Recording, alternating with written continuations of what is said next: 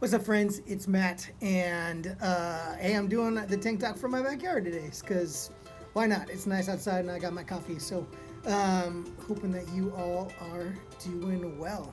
Hey, we're back with our last post in a series called What to Do When You Don't Know What to Do.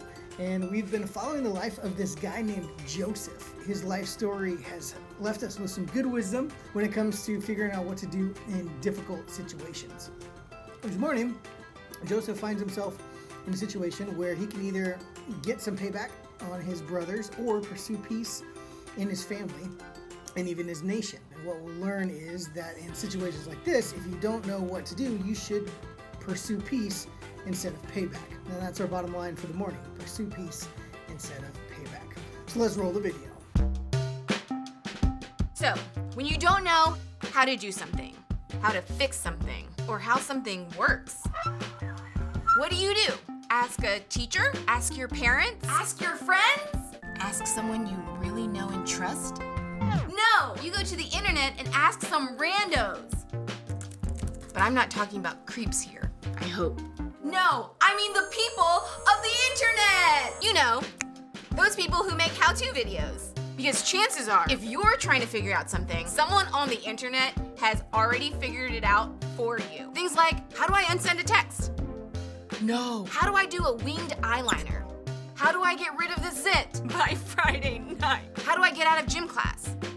How do I screen cap Snapchat without getting caught? They'll never know. But then there are things in life that don't have an easy fix, that don't have a simple solution, that don't have a how-to video. Things like what to do when you have problems with family, or when it seems like you have no control in your life, or what to do when someone has done something to you. I mean, clearly, they gotta go. The truth is, there's a lot of life that doesn't have a solution you can just find online. So how do you know what to do when you don't know what to do? Okay.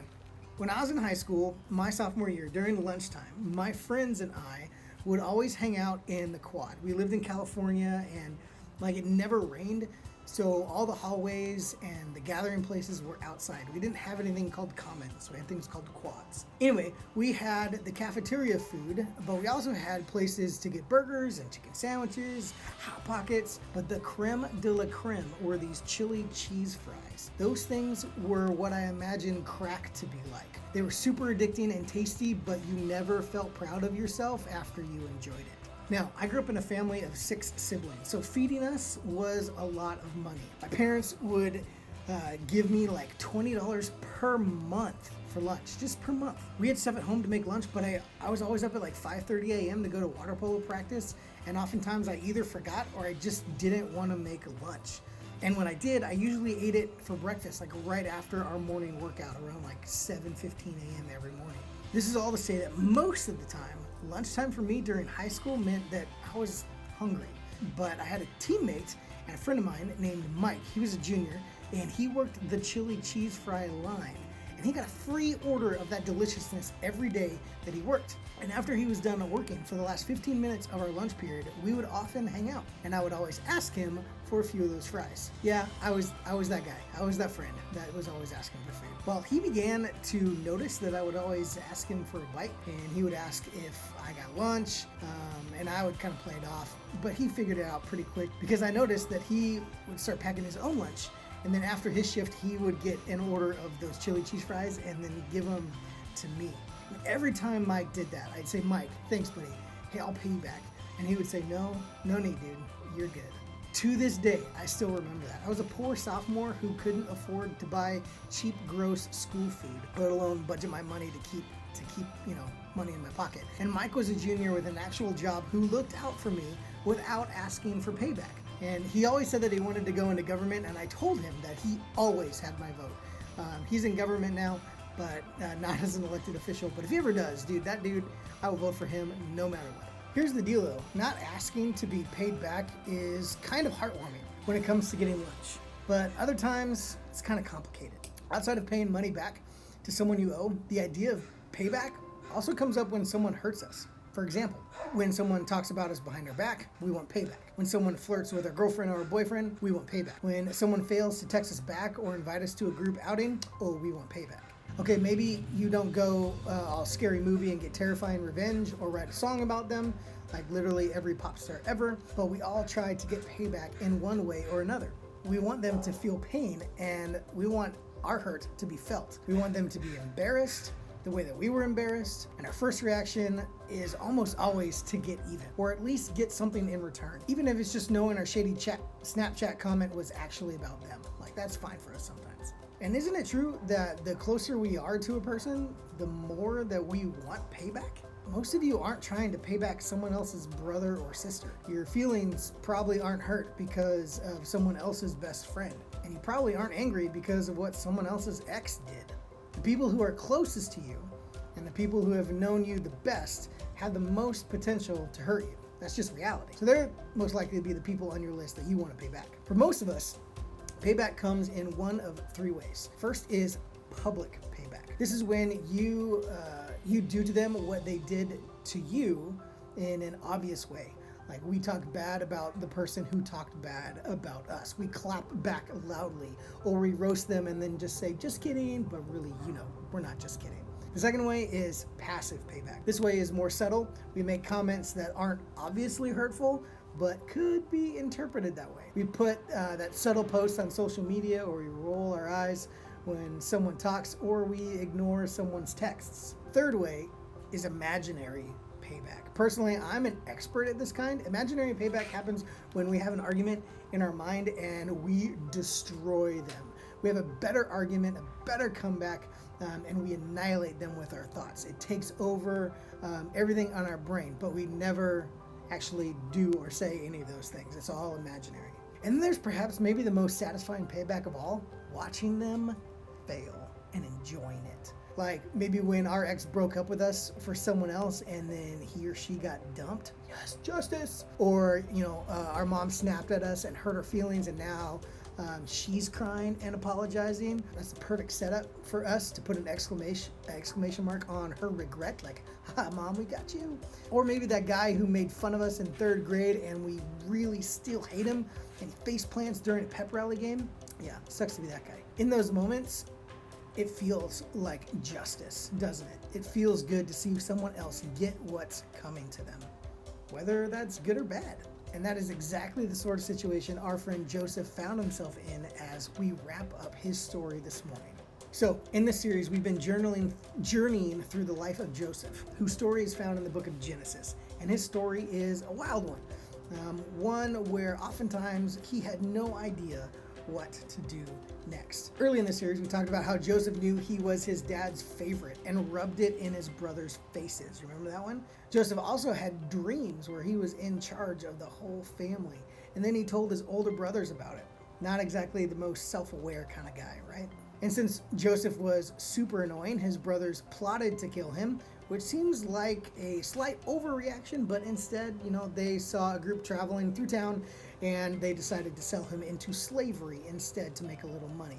The rest of this series has covered things like Joseph being a slave in Egypt, Joseph being a slave in prison in Egypt, and Joseph as a man who interpreted the dreams of Pharaoh, who was the ruler of Egypt. In fact, a lot of his story just happens in Egypt. Joseph was eventually placed, if you remember, in charge of all of Egypt, second in command to Pharaoh. Not a bad outcome for a kid who was sold into slavery by his family. But then there's a plot twist. After Joseph was second in command, there was a food shortage where his family lived. So Joseph's dad, Jacob, sent the brothers to Egypt to ask for food because their country was out and they were starving. At this point in the story, Joseph's family thought that he was dead. So of course they weren't even thinking about the possibility of meeting back up with Joseph in this scenario when they went to Egypt. When they arrived in Egypt and saw Joseph, not knowing it was Joseph, a huge drama unfolded. And you can read some of the interactions between Joseph and his brothers in Genesis 42 to 50, but trust me, you don't want to miss it. Reading through the back and forth and knowing the backstory is like being in a movie. It's that good. So let's pick up in Genesis 45. Then Joseph could no longer control himself before all his attendants, and he cried out, "Have everyone leave my presence." So there was no one with Joseph when he made himself known to his brothers. And he wept so loudly that the Egyptians heard him, and Pharaoh's household heard about it. Joseph said to his brothers, I am Joseph. Is my father still living?